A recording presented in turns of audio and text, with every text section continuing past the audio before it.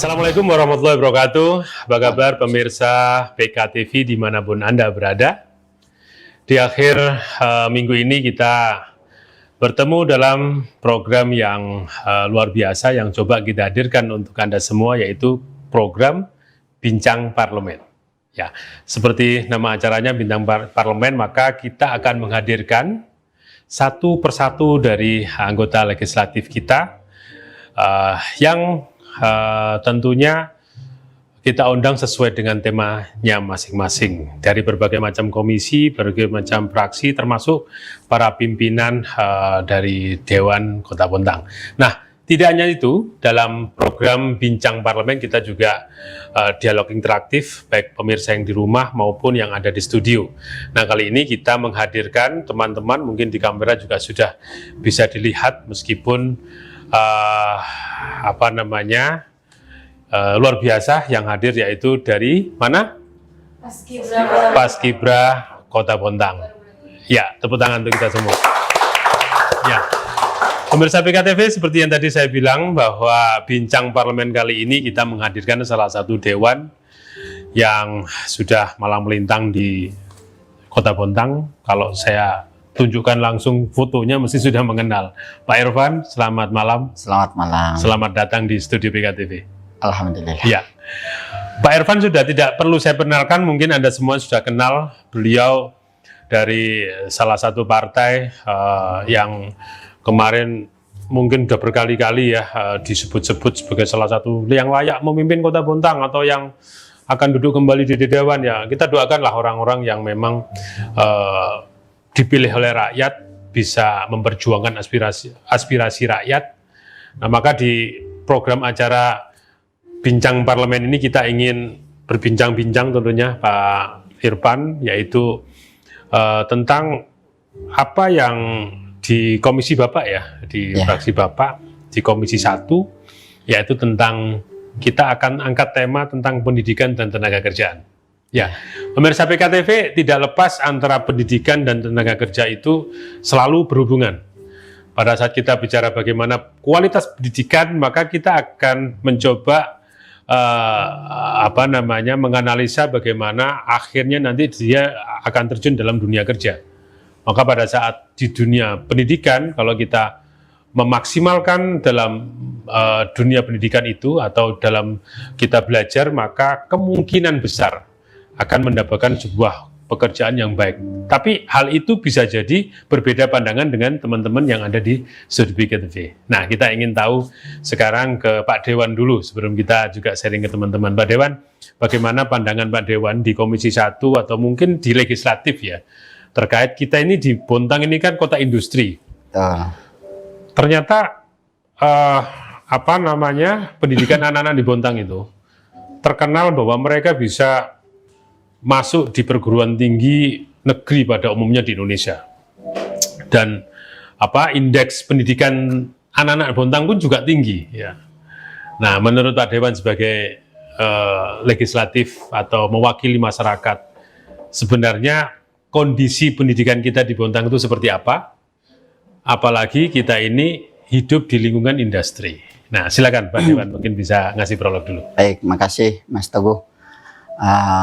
Saya didatangkan di sini, alhamdulillah, salah satu kesempatan kami untuk bisa berbincang-bincang dengan masyarakat ya. Dan berbagi ya. Dan berbagi cerita. Insya Allah ya.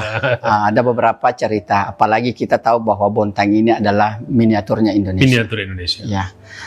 Saya punya cita-cita bahwa yang berhak atau yang patut dan layak itu menjadi kota pendidikan adalah Kota Bontang. Itu adalah cita-cita saya. Karena kenapa? Di Bontang ini sudah komplit semua. Baik dari sisi migas, dari sisi industri, dari sisi pertambangan. Semuanya ada di Bontang. Oh, biarpun kecil ya? Biarpun kecil. Tapi kita adalah kota yang paling lengkap. Paling lengkap. Paling lengkap. Maka dari itu saya anggap bahwa Bontang ini adalah salah satu kota yang kualitas pendidikan adalah terbaik. Tinggal bagaimana kita sebagai pemerintah ya, dalam hal ini ada eksekutif maupun legislatif, itu membuat suatu wacana atau bagaimana kita sama-sama berpikir untuk memajukan Kota Bontang. Nah, itu baik dari sisi pendidikan, dari sisi tenaga kerja, karena ini adalah ada kaitannya. Ya. Ada kaitannya. Ada kaitannya. Dan semua kesuksesan itu tidak lepas dari keduanya ini. Maka dari itu, saya sangat bersyukur bahwa Bontang ini adalah dikaruniai adalah salah satu kota yang memang istimewa. Mudah-mudahan dengan kami juga menjadi wakil rakyat bisa memberikan masukan kepada pemerintah untuk sama-sama bagaimana memajukan kota ini dari sisi pendidikan dan sisi tenaga kerja. Ya, berbicara memajukan pendidikan dan tenaga kerja, fokusnya Dewan atau di legislatif untuk memajukan pendidikan di Bontang itu seperti apa? Jadi gini, suatu kesuksesan orang itu tergantung dari sisi pendidikan, artinya ilmu di situ, ya kan? Kalau kita mau mendapatkan suatu pendidikan yang layak, yang memang itu harus ditunjang dengan sarana dan prasarana. Sarana dan prasarana. Iya, tidak boleh. Kalau kita mau mendapatkan suatu siswa atau siswi yang berkualitas, maka harus ditunjang itu sarana dan prasarana. Maka dengan kita ini yang begitu APBD kita besar, dengan lingkup yang kecil, insya Allah saya yakin bahwa peningkatan SDM dalam hal pendidikan ini saya yakin lebih maju. Nah, tinggal bagaimana yang memang kita harus ketahui bersama bahwa di dalam kepemimpinan itu pasti ada kekurangan. Tapi dengan kekurangan itulah bagaimana kita bisa menutupi dengan kelebihan-kelebihan dari masyarakat itu sendiri, untuk membantu pemerintah dalam bersinergi untuk memberikan ide-ide yang bagus, ide-ide yang bagaimana meningkatkan kota ini dari sisi pendidikannya. Dan saat ini kalau dilihat dari sarana prasarana pendidikan di beberapa sekolah, menurut Komisi 1 apakah sudah sesuai dengan harapan atau? Kalau dilihat dari ini, dilihat dari sistem kepuasan itu, saya yakin semua itu belum puas. Tapi wajar ya, itu manusiawi. Wajar.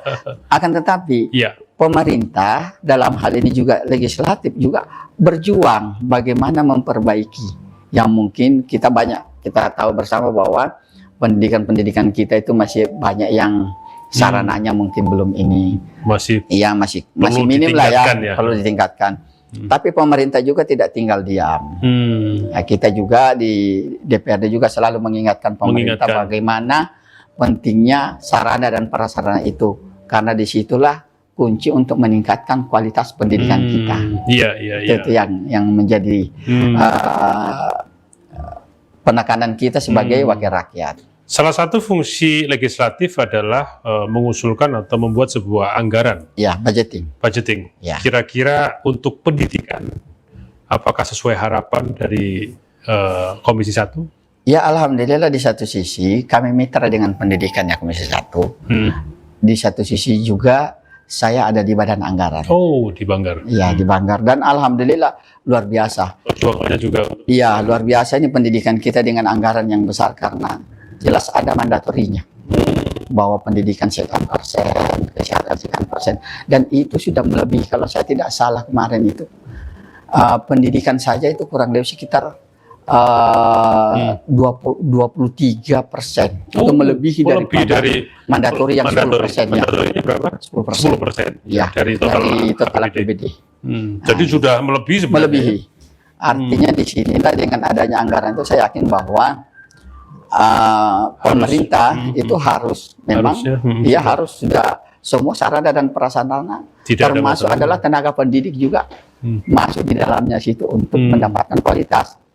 Karena tidak mungkin kita akan mendapatkan satu kualitas yang bagus kalau secara manusianya pendidiknya juga kurang berkualitas. Maka dari itu mungkin gurunya perlu disertifikasi juga lebih ini lagi. Jadi pentingnya pendidik ini juga melakukan sertifikasi. Peningkatan dalam ilmu mengajar ya. Betul, karena ibaratnya ilmu kan selalu di-upgrade. Iya kan? Kalau kita menonton kepada ilmu-ilmu yang mungkin kemarin sudah nggak relevan lagi.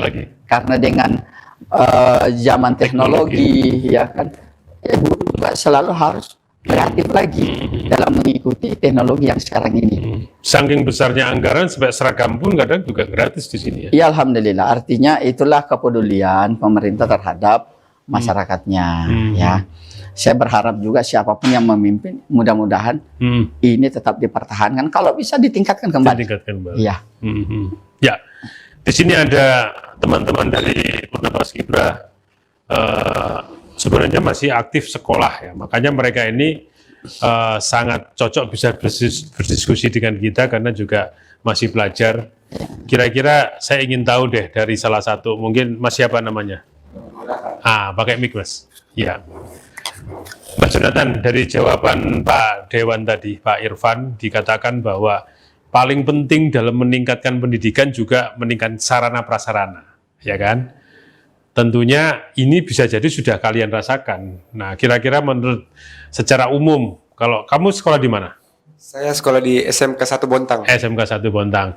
Bagaimana kalian melihat apakah sekolah kalian itu sudah sangat bagus atau layak dalam sisi prasarana-sarana, karena kalian harus membandingkan bagaimana di luar Kalimantan mungkin ya. Kira-kira menurut kalian gimana? Kalau menurut saya sendiri, di sekolah saya sarananya sudah cukup baik. Cukup baik. Mulai dari karena saya sendiri berjurusan kimia industri. Nah, jadi terkhususnya di jurusan saya sudah mulai lengkap. Ada labnya kurang lebih ada 3, ada lab organik, lab kimia dasar, dan OTK. Itu sudah semua disusun dengan baik, mulai dari alat-alat labnya, dan juga diberikan ada instruktur khusus dari perusahaan PKT yang langsung turun tangan dalam menguji kita pada saat UKK maupun pada saat kami PKL. SMK 1 ya? Baik, SMK 1. Selain SMK 1, mbaknya dari? SMA 1. SMA 1, boleh, silakan. Kalau menurut saya dari SMA 1 apalagi sekolah unggulan ya, itu pasti diutamakan lebih baik dari sekolah-sekolah lain. Menurut saya juga sudah cukup sih, cuma setiap sekolah pasti ada kekurangan dan kelebihannya. Tapi menurut saya di SMA 1 ini lebih banyak kelebihannya. Dan menurut saya juga, saya dengar-dengar kalau tentang anggaran pendidikan SMA itu dari provinsi ya, bukan dari kota. Betul. Yang dari kota ini cuma SMP sama SD ya. Itu dari tahun kapan ya? Boleh nanya gimana ini? Kalau SMA? Jadi pertanyaannya, kalau tingkat kota itu anggarannya ada untuk SD, SMP ya. Nah, sementara SMA dari ini yang mereka tanyakan adalah kenapa bisa seperti itu kan? Kenapa bisa seperti itu?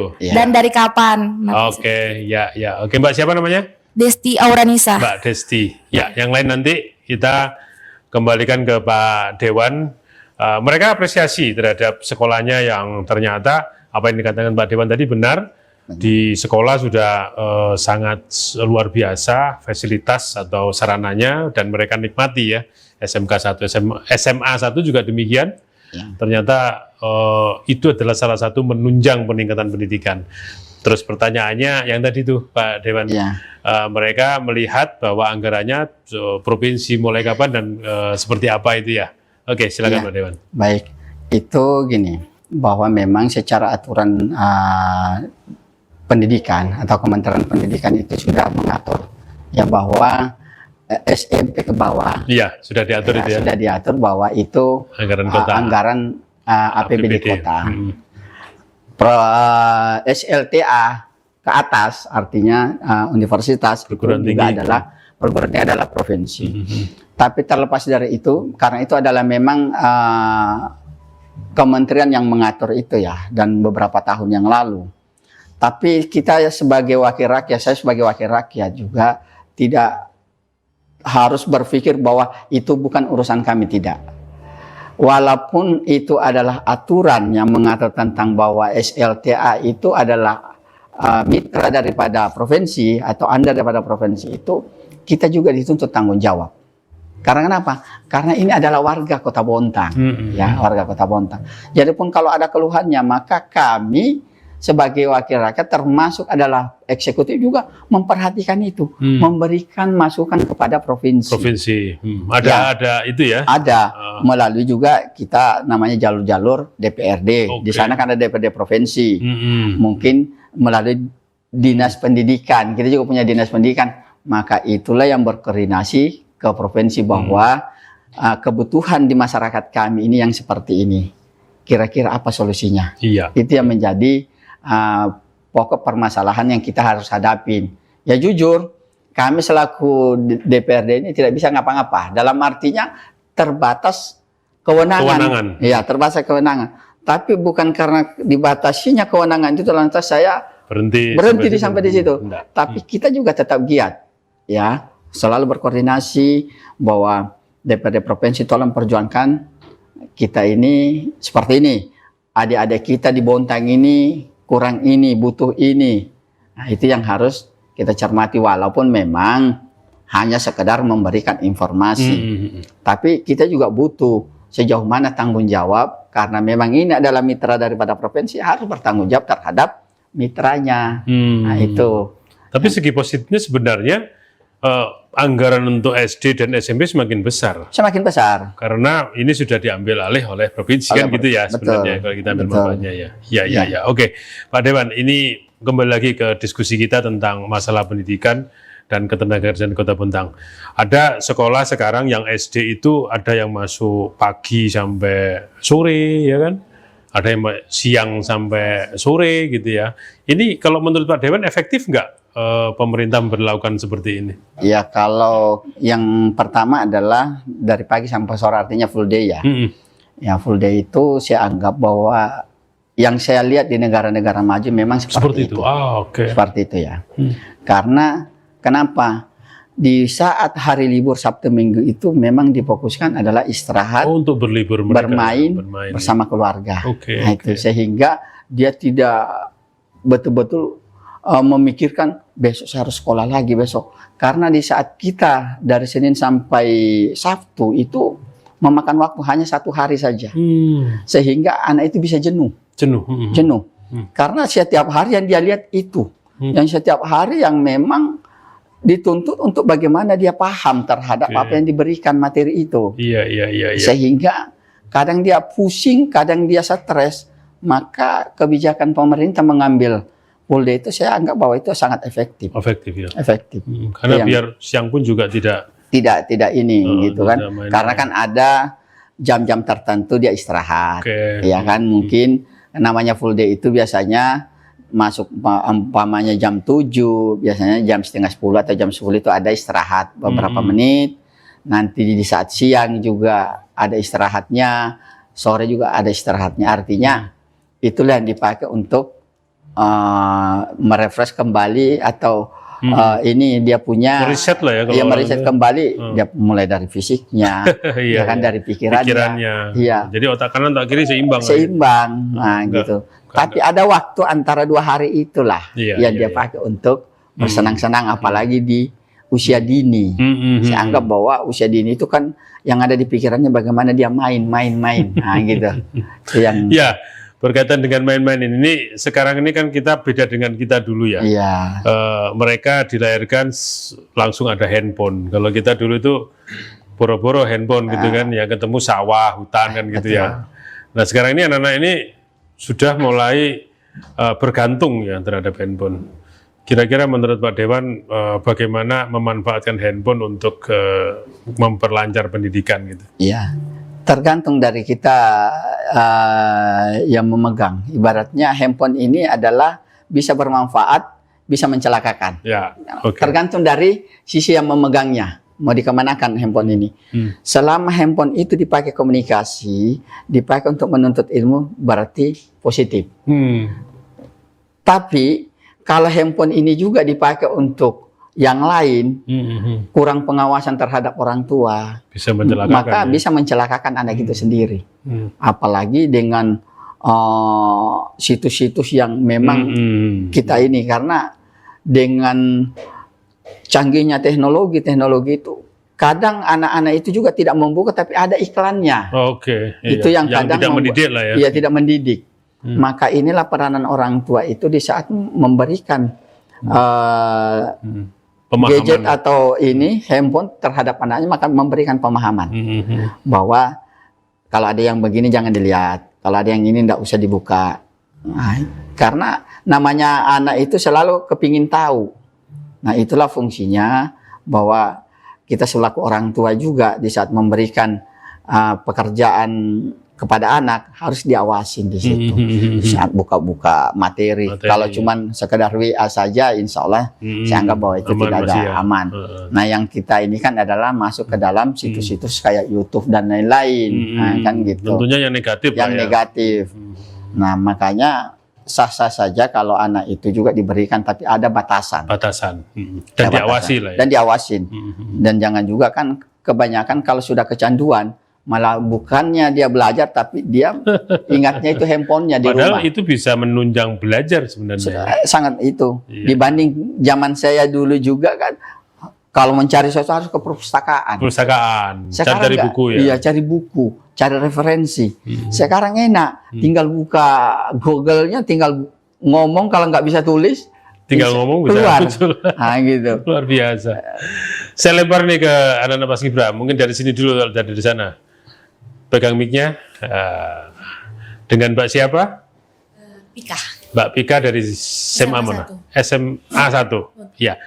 Mbak Pika, ada pendapat nggak bagaimana memanfaatkan handphone menurut Mbak Vika untuk menunjang belajar atau mungkin hal-hal yang positif tentunya? Sebenarnya saya ingin bertanya, Kak. Oh gila, ya siap. Silakan, maksudnya gila, silakan. Gimana menurut Bapak tentang anak-anak zaman sekarang kan tuh banyak yang menggunakan handphone tuh. Jadi banyaknya anak-anak itu tidak berbaur sama teman-temannya karena dia fokus sama HP-nya saja, kayak gitu. Jadi gimana pendapat Bapak tentang anak yang introvert sehingga anak-anak itu tidak bisa berbaur sama teman-temannya? Oke, Mbak Vita ya. Vika ya, Mbak Vika.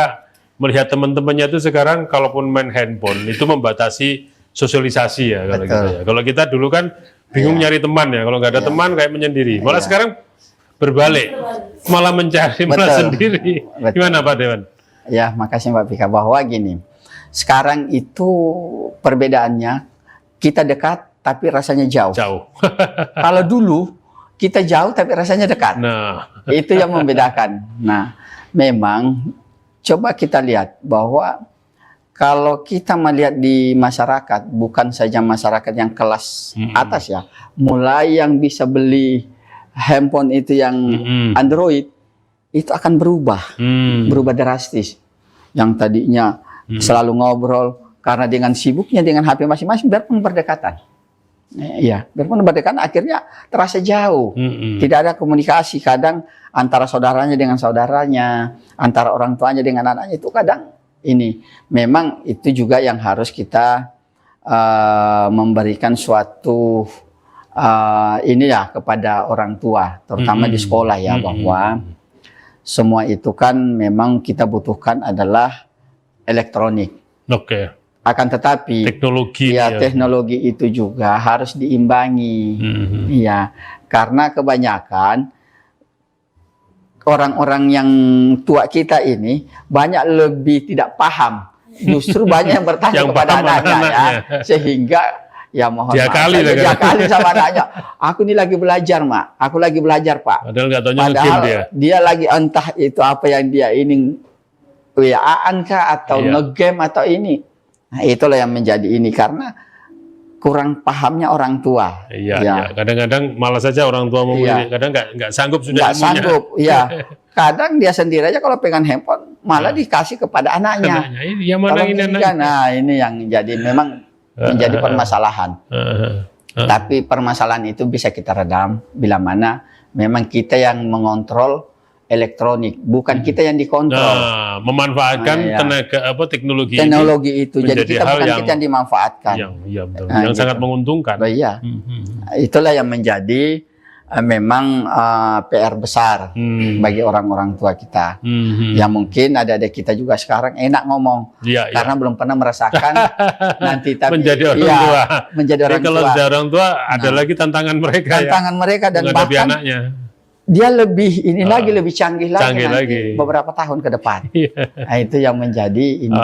Nah, mungkin dengan adanya juga seperti ini kan dia juga ada pemahaman lebih dini ya kan. Oh, bahwa karena udah tahu duluan ya, pinter. Ada ini suatu saat juga saya akan menjadi orang tua ya kan. Berarti ada antisipasi saya nanti kalau saya menjadi orang tua ada anak saya, itu sudah ada minimal gambaran yang harus diambil daripada kita punya orang tua yang memang buta terhadap teknologi. Iya. Nah, gitu. Intinya kata Pak Dewan, bukan hanya membatasi, tapi bisa membedakan. Ya. Mana pada saat yang tepat, ya kan? Mana pada saat yang merugikan. Nah, kalau yang merugikan tinggalkan. Cari yang tepat, seperti itu. Betul. Nah, kita kembali lagi Pak Dewan, kita bicara pendidikan di Bontang dan kita sinergikan dengan masalah tenaga kerja. Nah, kita Bontang ini kan ada pendidikan pula yang di luar pulau atau yang di luar darat ya. Betul. Nah, bagaimana pandangan dari legislatif terhadap pendidikan anak-anak di pesisir? Perhatian pemerintah maupun perhatian legislatif seperti apa terhadap peningkatan pendidikan di pesisir? Silakan. Iya, betul. Saya itu ada beberapa sudah pulau yang pernah saya kunjungin karena memang itu adalah ada pulau di Bontang sini. Iya, di Pulau Bontang sini termasuk Malahing, Tihi. Terakhir saya dari Malahing ya, Malahing itu saya miris di situ ngelihat. Artinya ada sekolah di sana itu, kepala sekolahnya itu merangkap guru. Oh.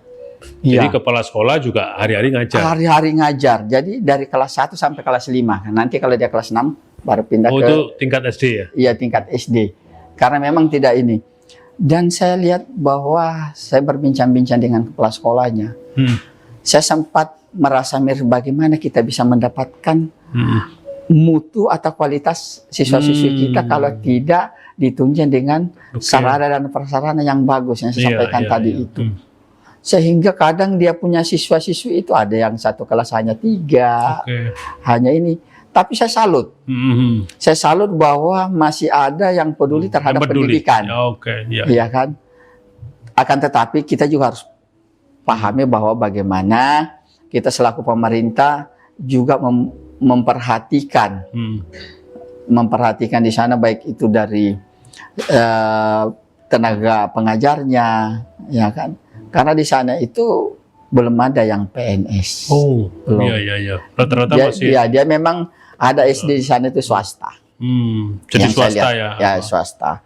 Nah, saya juga kadang berpikir, kenapa kita kan punya nih minimal adalah sumbangsi pemerintah terhadap masyarakat yang di sana. Kalau memang itu ada dampak jangka panjangnya, minimal pendidikan itu kita lebih tingkatkan lebih lagi, lebih perhatikan lagi. Mungkin kalau dia swasta minimal kita memberikan hibah ke situ, ya, dalam konteks ya mungkin untuk peningkatan mutu pendidikan itu sendiri, ya. Jadi kita bukan ngelihat dari swastanya, tapi ya, anak-anak yang dididik inilah suatu kala juga bisa bersaing dengan teman-teman yang ada di daratan. Itu yang menjadi pemikiran kita bersama, bahwa wajib dan kita sebagai wakil rakyat juga memperhatikan dan menyuarakan itu. Betul, ya, memperjuangkan itu sehingga juga pemerintah ada perhatian khusus terhadap sekolah-sekolah yang ada di pulau. Untung-untungan ada swasta yang mau. Ada swasta yang mau mendirikan sekolah ya. Kalau pemerintah kan nggak terjangkau ya, makanya ada sekolah swasta yang peduli. Dan memang rata-rata itu hanya sampai SD saja. Oh iya, SMP-nya baru pindah ke. Yang kita perhatikan adalah bagaimana tingkat kelanjutan anak-anak ini, jangan sampai. Jadi ke depan harus ada. Iya, jangan sampai putus sekolah.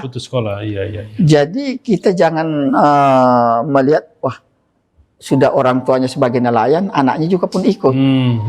Tapi bagaimana anak seorang nelayan juga bisa mengenyam pendidikan yang layak. Ya, sehingga dia kembali ke daerahnya, dia bisa membangun, dia bisa bercerita, gitu. Dia bisa memajukan daerahnya masing-masing. Nah, meskipun dia tetap jadi nelayan, tapi nelayan yang maju. Nelayan yang maju. Karena segala sesuatu pun butuh teknik di situ, butuh ilmu. Iya kan, butuh ilmu. Ya syukur-syukur dia bisa sekolah mungkin sampai SLTA. Karena dia memang background orang tuanya adalah nelayan, mungkin dia ngambil ada sekolah-sekolah yang memang kejuruan yang hampir adalah rentetannya kepada pekerjaan sehari-harinya. Itu yang Iya. Oke. Pak Irfan dan pemirsa yang ada di studio, tadi sudah kita coba bahas tentang bagaimana kondisi pendidikan di Kota Bontang, sampai kita bahas tentang pendidikan yang ada di wilayah pesisir. Kita akan lanjutkan bincang parlemen ini, tapi setelah pesan-pesan yang satu ini masih di bincang parlemen PKTV.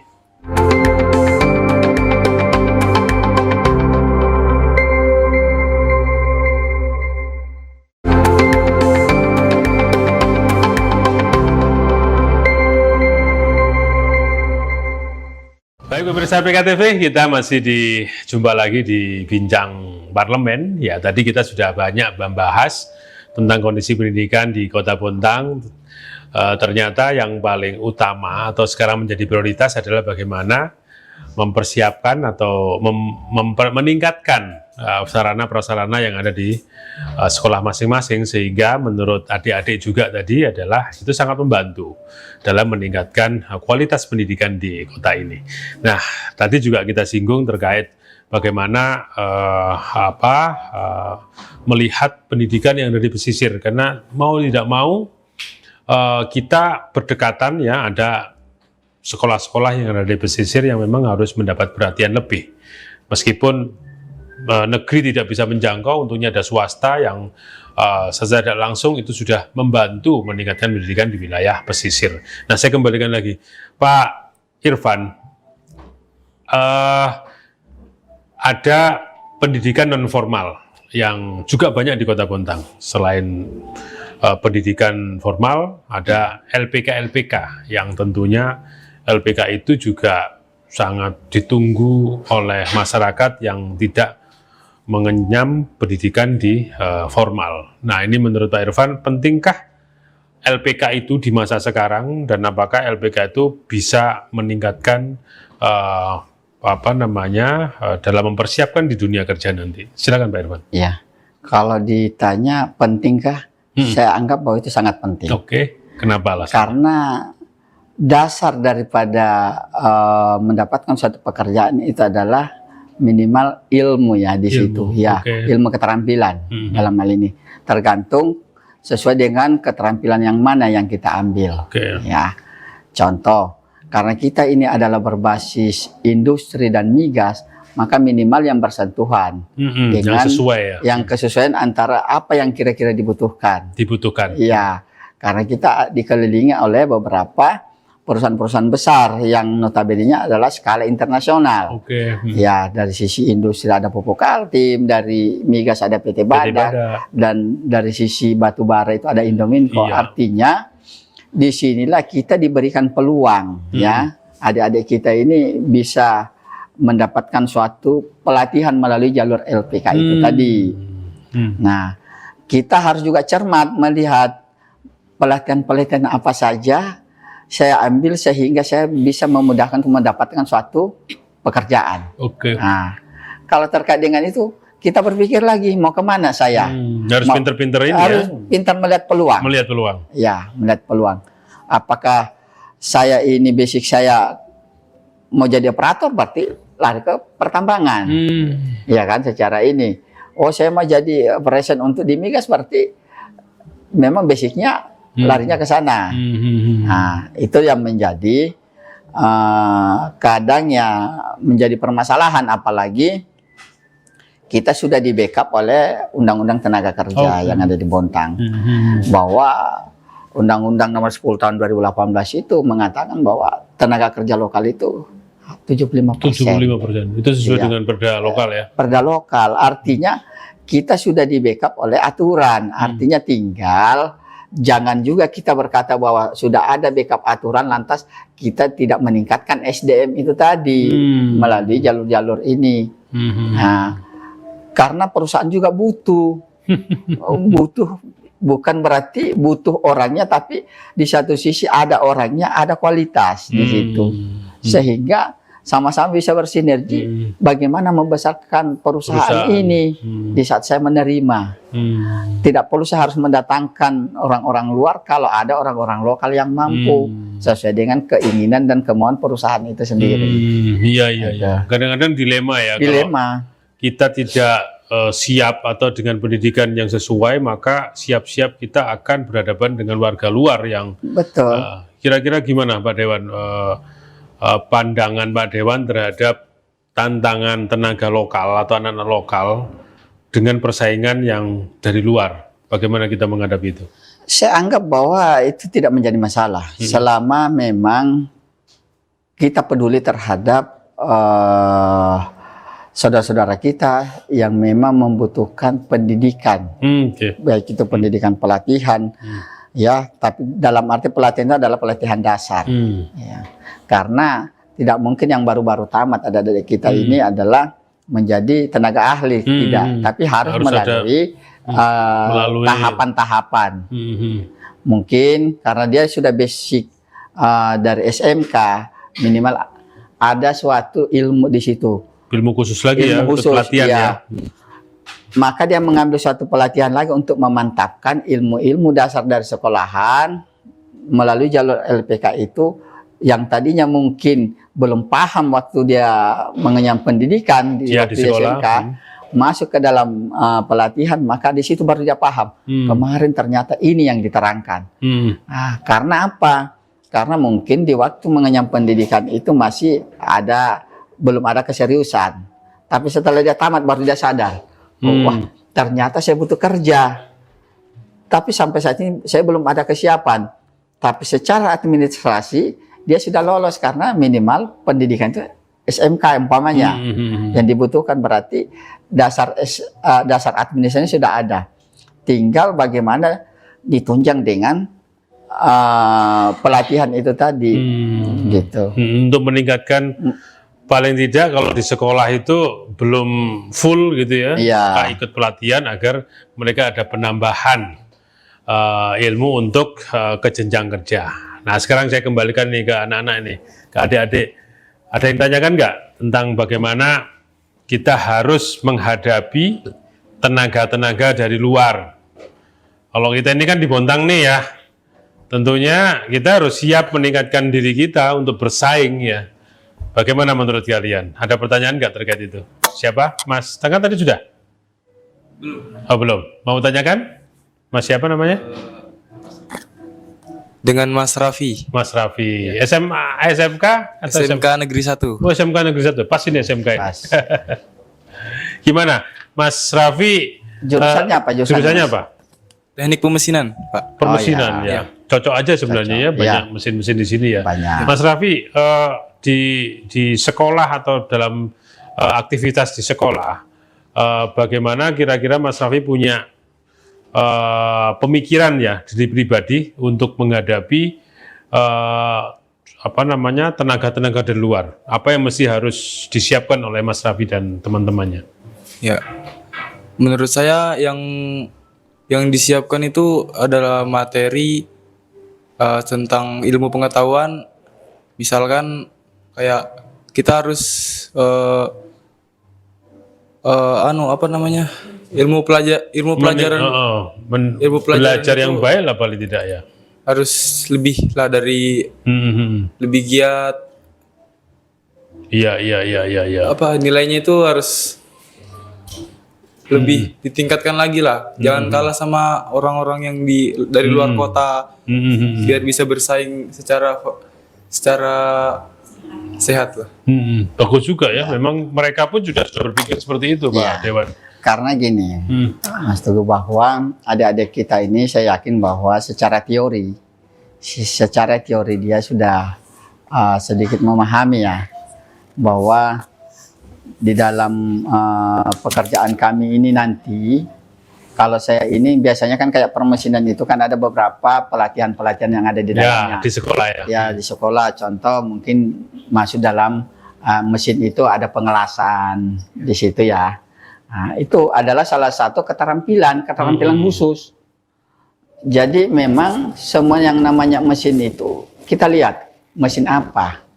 Karena kami juga dari teknik mesin. Oh, pas sudah connect. Alhamdulillah S2 saya dari teknik sipil. Jadi ini sedikit nyambung bahwa dengan adanya kemauan atau kepingintahuan itu yang terpenting sebenarnya. Karena selama ini Ya mohon maaf kalau di sekolah itu yang kita baca, cuman baca. Nah, tapi kita kadang di dalam praktek itu kadang tidak paham karena satu mungkin karena kita kekurangan peralatan ya praktek sehingga hanya yang kita lihat hanya gambar yang biasa yang terjadi.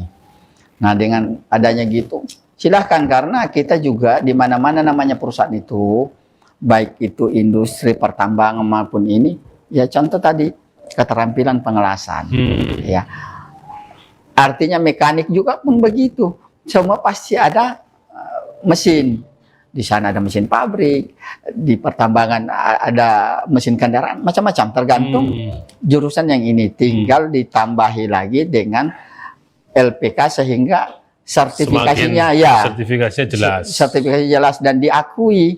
Artinya sehebat apapun kita dalam melaksanakan suatu pekerjaan tanpa ada pengakuan dan resmi lah ya. Iya, tidak ada sertifikasi maka kita tidak dianggap. Tidak dianggap. Ibarat kita naik motor sehebat apapun kita membawa motor tapi kita tidak punya SIM, kita tidak punya lisensi maka kita tidak diakui. Sama dengan ini. Nah, maka dari itu kita butuh pelatihan-pelatihan itu. Karena Indonesia ini yang diutamakan adalah administrasi. Beda ya kalau di bagian-bagian luar sana negara-negara maju itu kadang kalau cuman sekedar memang sebagai ini tidak terlalu membutuhkan yang begitu wow dengan dengan sekolahnya tapi bagaimana dia tersertifikasi dengan pekerjaan tersebut. Itu yang membedakan. Kalau di Indonesia yang diutamakan adalah administrasinya dulu. Makanya persyaratannya itu adalah persyaratan administrasi dulu. Harus mempunyai ini dan itu kan begitu. Ya, oke, Pak Dewan. Pemirsa PKTV, karena tema kita juga mengarah ke tenaga kerja, saya coba Pak Dewan kalau di Komisi 1 apa yang sering dikeluhkan oleh tenaga kerja Bontang? Yang sering mengadu gitu ya, apakah terkait permasalahan apa saja kira-kira? Kalau Komisi 1 ini memang tempatnya masalah. Tempatnya masalah. Ya pendidikan juga. Jadi sudah menjadi gelar bahwa Komisi 1 adalah komisi air mata. Karena di situ ada semua permasalahan ada. Baik itu ya salah satunya adalah pendidikan, tenaga kerja, kesehatan. Iya, pokoknya di situlah sosial. Nah, terkait dengan kembali kepada masalah tenaga kerja itu banyak. Kadang yang jadi masalah itu adalah banyaknya tenaga kerja luar yang masuk. Nah, gitu. Karena apa? Banyak faktor itu tadi. Mereka protes ya. Protes ya. Kenapa tiba-tiba ini? Nah, gitu kan ada yang dari luar.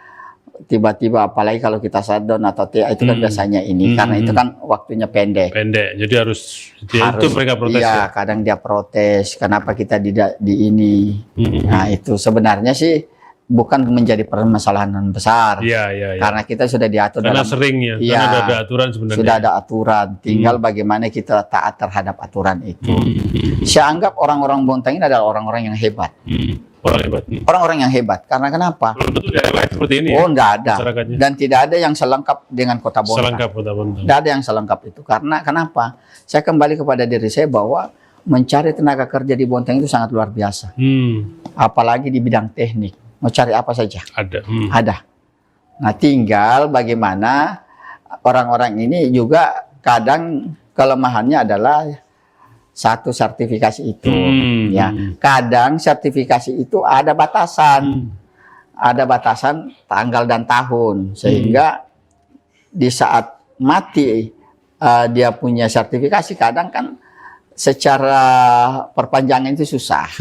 Nah, ini juga yang harus menjadi perhatian khusus ya. Jadi jangan cuma kita selalu memberikan pelatihan numpuk, tapi yang sudah naik kelas kita tidak memperhatikan sertifikasinya lagi. Sehingga kalau kita selaku dalam hal ini memperhatikan itu, insya Allah dia berjenjang terus. Ya, tapi kalau kita tidak perhatikan akan menumpuk, stuck di situ. Stuck di situ karena apa? Ini ada pelatihan, ini ada pelatihan, ini nggak naik-naik. Nah, itu juga yang menjadi pemikiran kita bahwa bagaimana yang sudah ada sertifikasinya, yang sudah ini kita perpanjang, kita memberikan ini. Dan bahkan saya berpikir bahwa kenapa sih? Karena kita ini banyak orang-orang adik-adik kita nih yang punya potensi, punya peluang. Kenapa kita tidak magangkan? Karena itu adalah salah satu ilmu. Magang ya? Ya magang. Magang itu sangat membantu. Sudah kita mendapat ilmu, minimal kita dapat imbalan dari situ. Iya. Jadi kalau dia tidak menerima suatu tenaga kerja, maka kita minta suatu program pemagangan saja. Kayaknya ada cerita nih tentang pemagangan ini. Betul. Karena kenapa? Saya itu sangat tertarik dengan itu. Karena menjadi salah satu jalan untuk adik-adik kita mendapatkan ilmu adalah program-program pemagangan itu tadi. Kalau kita kadang langsung masuk ke dunia kerja ya? Iya, kadang kita nunggu nanti ada permintaan, itu kan berat. Iya, karena belum tentu juga ya. Perusahaan itu akan setiap hari atau setiap tahun itu ada penerimaan. Tapi kalau kita berikan adik-adik kita sebagai kepedulian melalui program-program pemagangan, sehingga contoh mungkin dia minta magang di Pupuk Kaltim, yang tadinya dia tidak pernah lihat, oh ternyata pabrik ini begini, langsung. Iya, ternyata proses membuat satu pupuk ini begini, atau di labnya itu sendiri dia. Akhirnya dari situlah di saat selesai magang, mungkin dia bisa bersaing di luar sana. Penerimaan umpamanya ini, oh saya pernah melihat ini, saya pernah magang di sini, minimal saya ada ilmu di situ, ada peluang untuk diterima. Nah, ini yang menjadi dan harapan kami juga bahwa harusnya Bontang itu menjadi salah satu kota pendidikan. Itu yang menjadi ini. Pendidikan industri ya. Loh iya. Karena banyak di sini langsung praktek ya. Ngapain kita jauh-jauh ya? Mohon maaf, karena namanya di mana-mana kita itu kan rumus itu sama. Mau kita kuliah di mana pun rumusnya itu sama. Ngapain kita jauh-jauh kalau di tempat kita ada? Ada. Kan begitu. Ngapain kita harus bangga terhadap alumni A, B, C, tapi toh di tempat kita juga ada. Nah, kalau kita melihat bagaimana kualitas pendidikan kita justru di Bontang. Orang pergi jauh-jauh kuliah di Migas. Padahal migasnya ada di sini. Di sini. Langsung kan begitu, ya langsung. Kenapa kita jauh? Orang ngambil pertambangan di Jakarta, di Jawa. Tambangnya ada di Bontang. Coba bagaimana? Ya, langsung ya. Langsung. Artinya antara teori dengan praktek itu kita bisa mengimplementasikan cepat. Ya, baik. Saya kasih kesempatan. Siapa? Tentang IKN tadi siapa? Atau ada lagi pertanyaan? Ya, silakan. Ini pertanyaan terakhir ya, karena waktu kita sudah mulai. Ya. Sejauh ini apakah ada permasalahan antara tenaga kerja lokal dengan tenaga kerja luar daerah yang harus difasilitasi DPRD? Ya, ini kelihatannya mungkin dengan pertanyaan belajar tadi ya. Ya. Kalau sering ada pengaduan, ada persoalan, terus apakah tindakan dari Dewan untuk menyelesaikan itu? Ya, jadi kita tidak bosan-bosannya menjadi ini, karena ini kan bukan permasalahan yang sekarang, tapi ini sudah permasalahan yang sudah dari tahun ke tahun ya. Dari tahun ke tahun pasti ada permasalahan ini. Apalagi kalau yang dari luar itu melebihi daripada 25%. Oh, itu kan aturan ya? Iya, itu biasanya menjadi keluhan tenaga-tenaga kerja lokal. Terkait dengan itu, makanya kita selalu mensosialisasikan dengan perda kita.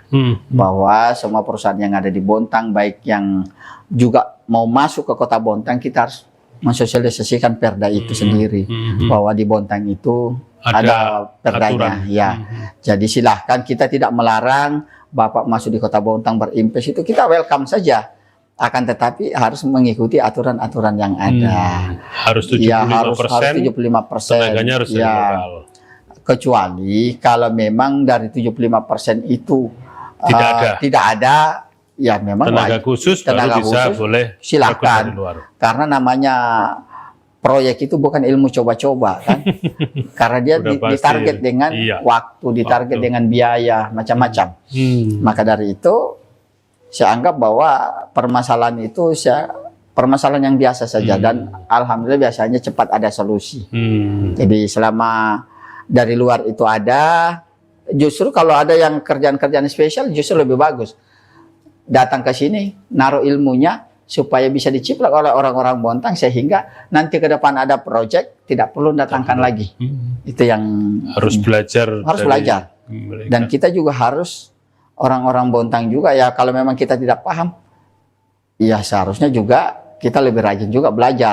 Jadi jangan juga menuntut orang tidak boleh datang lantas kita sendiri tidak paham terhadap pekerjaan itu. Iya. Oke, Pak Dewan. Karena waktu juga sudah mulai berlalu ya. Kita yang terakhir pertanyaannya bagaimana Pak Dewan apakah melihat di Bontang itu masih banyak pengangguran? Kalau masih banyak pengangguran, kira-kira bagaimana langkah-langkah yang mestinya harus dilakukan oleh legislatif maupun eksekutif? Kalau memang tidak banyak pengangguran, maka apa yang mesti harus kita lakukan bersama untuk meningkatkan kinerja masyarakat? Sebenarnya kalau kita bercerita pengangguran itu tidak ada habisnya. Tidak ada habisnya. Tidak ada habisnya. Tergantung bagaimana kita mensiasati. Karena di Bontang ini endingnya adalah bagaimana kita bisa meningkatkan pendapatan. Kan sebenarnya begitu. Iya. Kadang ada yang sudah kerja berhenti karena dia merasa belum cukup pendapatan itu. Nah, padahal kalau kita berpikir kalau merasa cukup itu tidak ada. Belum pernah, jarang ada manusia itu yang ada puasnya. Nah, tapi biar jadi dewan tetap usaha kan gitu. Tetap usaha. Iya. Nah, maka dari itu kalau kita ini sebenarnya tergantung kembali kepada individunya. Individu masing-masing. Ya, mau nganggur atau tidak. Karena di Bontang ini selama kita punya semangat, punya semangat. Iya, punya kemauan, mau bergerak, insya Allah akan mendapatkan hasil. Ya, tergantung. Mau yang besar berarti juga harus kerja keras. Ya, mau yang seadanya saja, sedapatnya juga sesuai dengan hasil kerja kita. Nah, kembali kepada pengangguran bahwa Kota Bontang ini saya anggap selama dia mau bersaing, karena memang kalau kita mencari pekerjaan di Bontang yang tenaga-tenaga khusus yang mungkin karena kebiasaan di pabrik atau kebiasaan di proyek, kan memang kita sendiri nggak ada proyek. Nggak mungkin pemerintah bisa mengakomodir itu, tapi bagaimana ilmu-ilmu yang dipelajari dari proyek itu bisa bersaing di luar, itu yang menjadi ini.